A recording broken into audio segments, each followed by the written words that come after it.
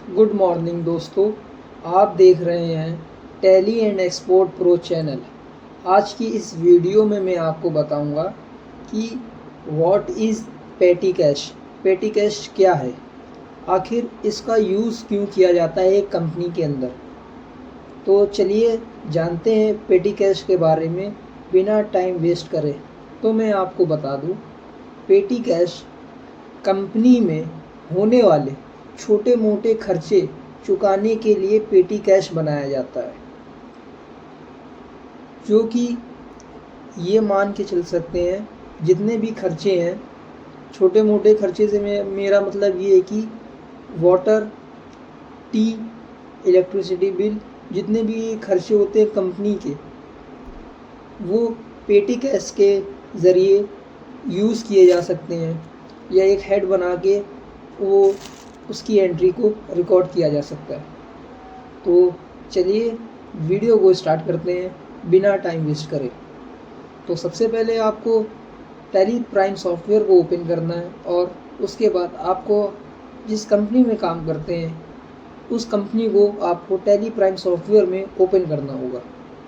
Tally prime software में company open करने के बाद आपको मैं बता दूं, सबसे पहले एक लेज़र क्रिएट होगा जो कि पेटी कैश के नाम से हम बनाएंगे। तो पेटी कैश की ट्रांजैक्शन एंट्री को रिकॉर्ड करने के लिए सबसे पहले आपको वाउचर में आना है।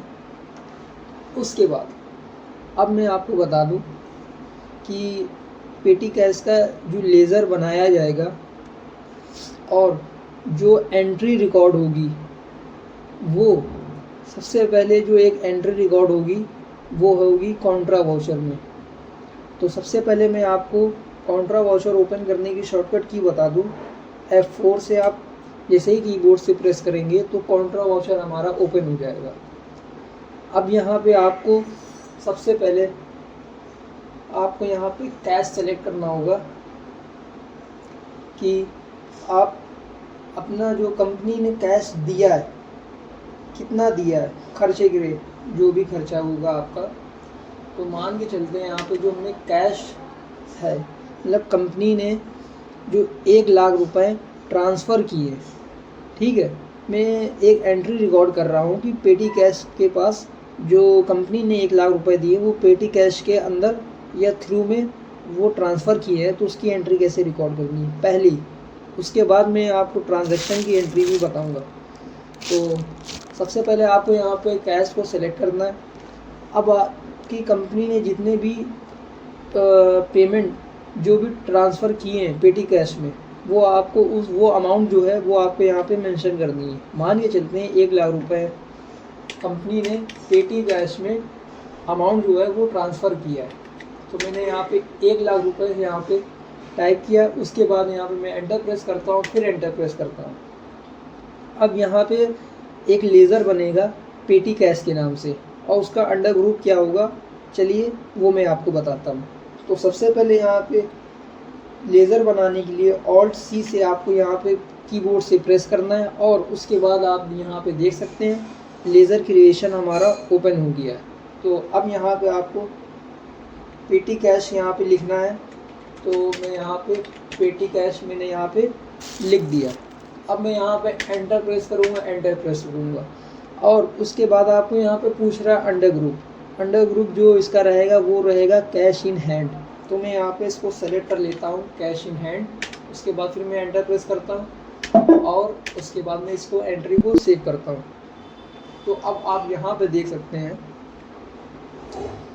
पेटी कैश में जो करंट बैलेंस है वो 1,00,000 रुपए डेबिट अमाउंट शो हो रहा है यहाँ पे, जो कि हमारी जो एंट्री है एकदम सही ट्रांजैक्शन की एंट्री मैंने यहाँ पे रिकॉर्ड की है।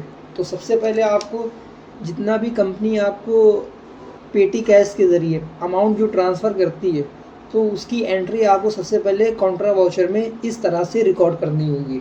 तो यहाँ पर मैं एंटर प्रेस करता हूँ और यहाँ पे एंटर करते हुए इस एंट्री को मैं सेव कर लेता हूँ। अब मान के चलते हैं कि कंपनी ने पेटी कैश से 2,000 रुपये टी के और 1,000 रुपये सफाई वाले को चुकाए हैं। तो इसकी एंट्री आप कैसे करेंगे, तो सबसे पहले आपको ये डिफ़ाइन करना है कि ये एंट्री जो है किस वाउचर में रिकॉर्ड होगी। अगर आप ये जान सकते हैं कि ये एंट्री किस रिकॉर्ड में होगी, तो मैं आपको बता दूं कि सबसे आपको आसानी हो जाएगी एंट्री को रिकॉर्ड करने का। तो जैसे कि मैंने अभी आपको बताया कि कंपनी ने पेटी कैश से 2000 रुपये टी और 1000 रुपये सफाई वाले को चुकाए हैं। यहाँ पे लास्ट में मैंने बताया है कि जो अमाउंट है 2000 रुपये और 1000 रुपये वो चुकाए हैं। इसका मतलब कि ये जो हम कर रहे हैं पेमेंट वाउचर कर रहे हैं, चुका रहे हैं पेमेंट, ठीक है। तो यहाँ पे आपको पेमेंट वाउचर ओपन करना होगा। तो मैंने F5 पेमेंट वाउचर के लिए ओपन किया।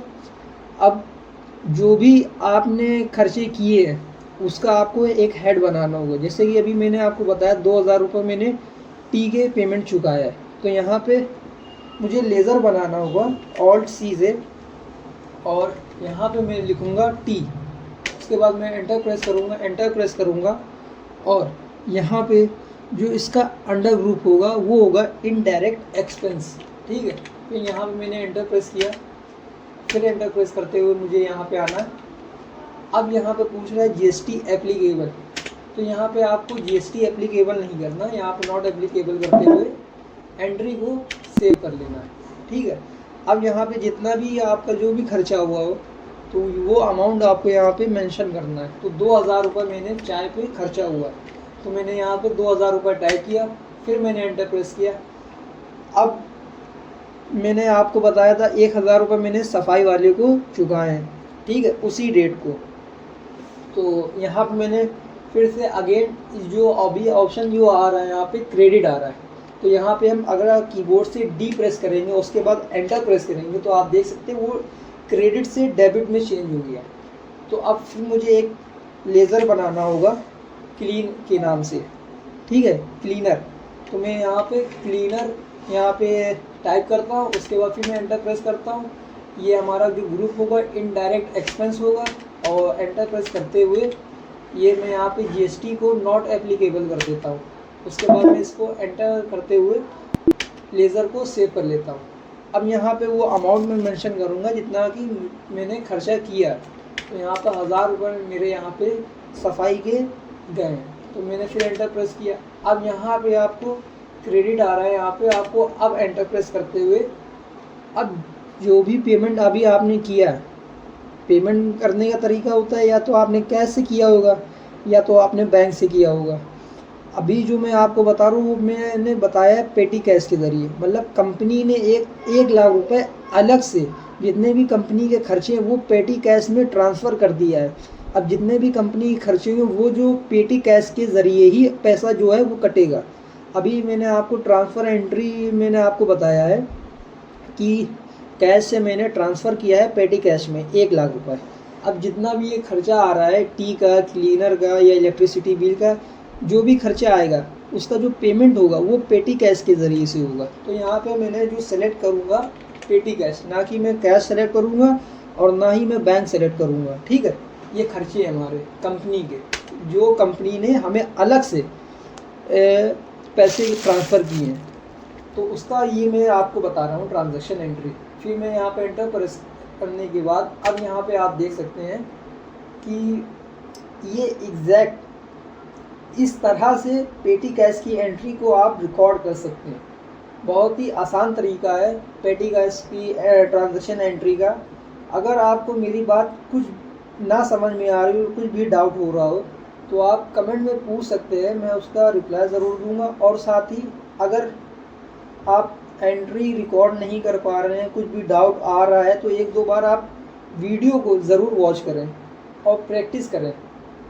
यकीनन मुझे लगता है कि आप इस एंट्री को अच्छे से सीख सकते हैं, इसमें कोई बहुत बड़ी सी बात नहीं है। फिर मैं आपको यहाँ पे एंटर करते हुए इस एंट्री को सेव कर लेना है। बहुत ही इजी तरीके से मैंने आपको बताया है पेटी कैश क्या है, इसकी एंट्री कैसे रिकॉर्ड की जाती है। सबसे पहले आपको पेटी कैश में अमाउंट है जो वो ट्रांसफ़र करना है, उसके बाद जितने भी खर्चे होंगे वो पेटी कैश से आपको पेमेंट करना होगा। जो भी आपके कंपनी के खर्चे हों वो पेटी कैश के ज़रिए से अमाउंट जो होगा वो डिडक्ट होगा। तो वीडियो अच्छी लगी हो तो कमेंट में ज़रूर बताएं, लाइक सब्सक्राइब ज़रूर करें, और इसकी पुरानी वीडियो जो भी मैंने अपलोड की है वो मैंने डिस्क्रिप्शन में मैंने लिंक अपलोड कर दिया है। अगर आपने वीडियो नहीं देखा है तो उस वीडियो को ज़रूर देखें, और जितने भी नए व्यूवर्स हमारे हैं तो उनसे मेरी गुजारिश है कि आप सबसे पहले चैनल को सब्सक्राइब ज़रूर कर लें और नोटिफिकेशन बेल को भी ज़रूर ऑन कर लें, जिससे मेरी नई नई वीडियो जो मैं अपलोड करूँगा सबसे पहले आप तक के पहुँचे। तो मिलते हैं ऐसे ही नेक्स्ट वीडियो में, जल्द मुलाकात होगी। Okay bye.